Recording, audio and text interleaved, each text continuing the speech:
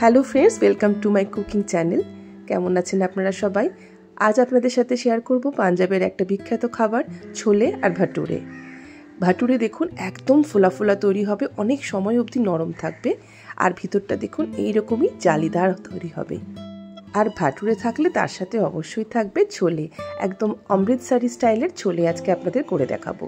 তো চলুন প্রথমে ভাটুরের ডোটা বানিয়ে নিই, যেটা ভীষণ ইম্পর্টেন্ট। এখানে দেখুন প্রত্যেকটা উপকরণ আমি মেপে নিচ্ছি। প্রথমে নিলাম সুজি, সুজিটা নেবেন মিহিদানার, মাপ হচ্ছে 1/4 কাপ। তারপর নেব টক দই 3/4 কাপ। যদি দইটা একটু পাতলা হয় তাহলে 1 কাপও নিতে পারেন, দইটা খুব বেশি টক যেন না হয়। দই আর সুজিটাকে মিশিয়ে সাইডে 10 মিনিটের জন্য রেখে দেবো যাতে সুজিটা নরম হয়ে যায়।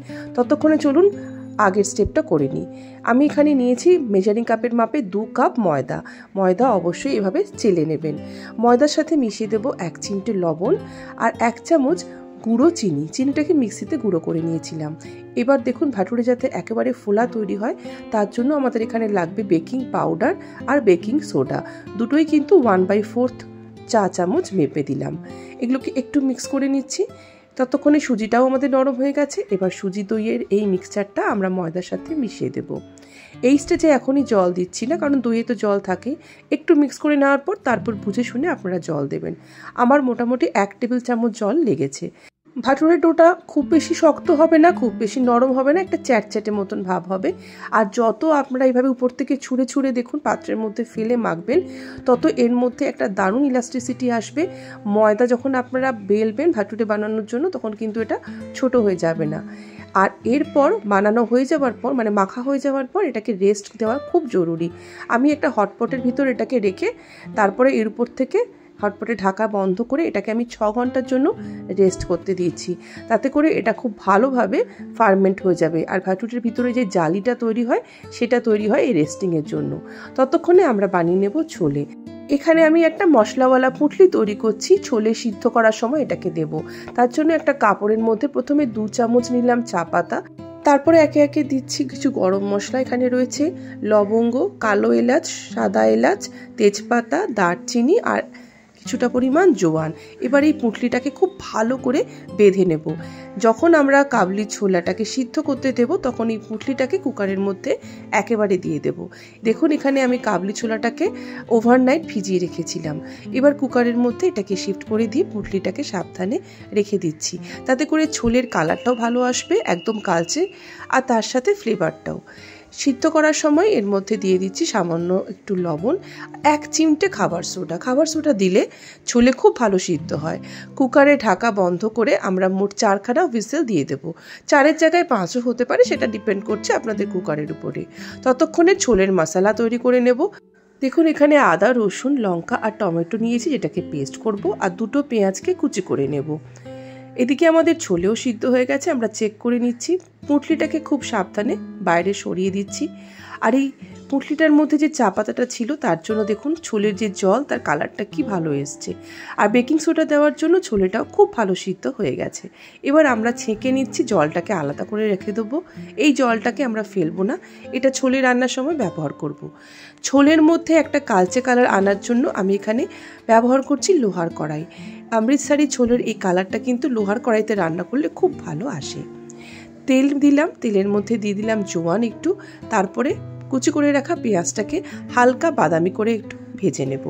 পেঁয়াজ ভাজার পরে আমরা এর মধ্যে তৈরি করে রাখা মশলাকে 3 চামচ মতন দিয়ে দিচ্ছি। এবার মশলা পেঁয়াজ একসাথে ভালো করে কষিয়ে নিতে হবে। আমাদের এই অমৃতসরি ছোলেতে খুব বেশি গরম মশলা তো লাগবেই না, কারণ যখন আমরা ছোলে সিদ্ধ করেছিলাম তখনই এই গরম মশলার পুঁটলিটা দিয়েছিলাম, তাতেই ছোলের মধ্যে ভালো ফ্লেভার চলে এসছে। এবার আমরা দিয়ে দিলাম একে একে কিছু পরিমাণে লবণ, হলুদের গুঁড়ো, জিরের গুঁড়ো, ধনের গুঁড়ো আর কাশ্মীরি লাল লঙ্কার গুঁড়ো। মশলাগুলোকে একটু ভাজা ভাজা করে নেওয়ার পরে সিদ্ধ করে রাখা ছোলেটা দিয়ে সেটাকেও মশলার সাথে ভালোভাবে কষিয়ে নেব। তো এই সময় আমাদের যদি মনে হয় কড়াইয়ের তলায় লেগে যাচ্ছে তাহলে অল্প করে জলের ছিটাও দিতে পারেন, তবে এই জলটা সেটাই যেটা আমরা বাঁচিয়ে রেখেছিলাম। মশলা ভালো করে কষিয়ে নেওয়ার পরে আমরা ছোলের সিদ্ধ করার জলটাকে পুরো ঢেলে দিলাম। এবার এটাকে 4 থেকে 5 মিনিট ভালো করে ফুটিয়ে নেব। ফুটিয়ে নেওয়ার পর দেখুন আমাদের ফাইনাল ছোলের লুকটা ঠিক এরকম আসবে, একদম মাখা মাখা তৈরি হয়ে গেছে আমাদের ছোলে।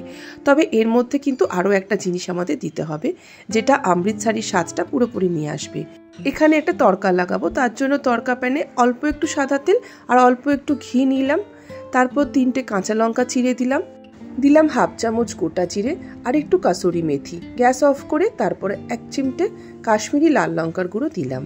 এবার এই তড়কাটা আমরা ছোলের উপরে ছড়িয়ে দেব। ঘি, কাসুরি মেথি এই সব কিছুর জন্য অমৃতসরি ছোলার মধ্যে একটা দারুণ ফ্লেভার চলে আসবে। এইভাবে তৈরি করে নিলাম অমৃতসরি ছোলে। এবার চলুন বানিয়ে নিই ভাটুরে। ভাটুরের ময়দাটাকে আমি 6 ঘন্টার জন্য রেস্টে রেখেছিলাম। তাতে করে এই ময়দাটা দারুণ সফট হবে আর ভাটুরের ভিতরে একটা দারুণ জালি তৈরি হবে। এবার এই ময়দা থেকে আমরা লেচি কেটে নিচ্ছি। 2 কাপ ময়দা দিয়ে আমাদের স্ট্যান্ডার্ড সাইজের মোট 7খানা ভাটুরে তৈরি হয়েছে। আর দেখুন ঠিক এইভাবে আমাদের লেচিটাকে কেটে নিতে হবে। এবার হাতের মধ্যে দেখুন এইভাবে আমি ঘুরিয়ে নিচ্ছি। লেচিগুলোকে এভাবে তৈরি করে নেওয়ার পরে এর উপরে সামান্য একটু সাদা তেল আবারও যোগ করে একটা ভিজে টাওয়েল দিয়ে এটাকে ঢাকা দিয়ে আরও 15 মিনিট রেস্টে রেখে দেবো। এটা কিন্তু অবশ্যই করবেন, তাতে আপনাদের ভাটুরে একদম পারফেক্ট হবে, বেলতে গেলে এটা ছোট হয়ে যাবে না। এবার বেলার সময় চাকিতে আর বেলনিতে একটু করে তেল লাগিয়ে দেবেন। এখানে শুকনো ময়দার ব্যবহার করবেন না একদমই বেলার সময়। আর এবার দেখুন ভাটুরেটাকে কিভাবে বেলতে হবে। একদম লম্বাও বেলতে পারেন বা গোল করেও বেলতে পারেন, তবে এটা খুব বেশি পাতলা হবে না, একটু মোটার দিকেই থাকবে। চারদিকটা সমান করে বেলবেন, তবেই এটা সুন্দর ফুলবে। নেক্সট প্রসেস হচ্ছে কি করে ভাটুরেটাকে ভাজবো। তার জন্য একটা বড় কড়াইয়ের মধ্যে অনেকটা সাদা তেল নিয়ে তেলটাকে খুব ভালো করে গরম করবেন। তারপর ভাটুরে ছাড়ার পরে এইভাবে দেখুন আমি ছান্তা দিয়ে চেপে চেপে দিচ্ছি আর উল্টে পাল্টে দেবেন। অটোমেটিক্যালি ভাটুরে খুব সুন্দরভাবে ফুলে যাবে। বেলাটাকে যদি সুন্দর করে করতে পারেন সমানভাবে চারদিক, আর তেলটাকে যদি খুব ভালো গরম রাখেন, তাহলে আপনাদের প্রত্যেকটা ভাটুরে এইরকমই বেলুনের মতন ফুলে তৈরি হবে। যারা ভাবেন যে ভাটুরে তৈরি করতে গেলে ফোলে না, তাদের জন্য বলবো আমার এই ছোট ছোট টিপসগুলোকে আপনারা ফলো করে ভাটুরে বানান। আপনাদের ভাটুরে গ্যারেন্টি দিয়ে বলতে পারি 1 চান্সে ফুলবেন। দেখতেই পাচ্ছেন আমার প্রত্যেকটা ভাটুরে কত সুন্দর ফুলেছে, আর এটা একদম অনেক সময় অবধি এরকমই সফট থাকবে। তার কারণ প্রত্যেকটা উপকরণ মেপে নিয়েছি। দই দিয়ে 6 ঘন্টা এটাকে রেস্টে রেখেছিলাম। দেখুন ভিতরটা কি দারুণ জালি তৈরি হয়েছে। এটা কিন্তু লুচি বা পুরিতে তৈরি হয় না। এইভাবে খুব সহজে আপনারাও বানিয়ে নিন একদম রেস্টুরেন্ট স্টাইলের ছোলে ভাটুরে আর এনজয় করুন ফ্যামিলির সাথে। যদি আপনাদের আমার ভিডিও ভালো লেগে থাকে তাহলে এটিকে লাইক, কমেন্ট, শেয়ার করতে ভুলবেন না। চ্যানেল সাবস্ক্রাইব করে আমার পাশে থাকবেন। সবাই ভালো থাকুন। নমস্কার।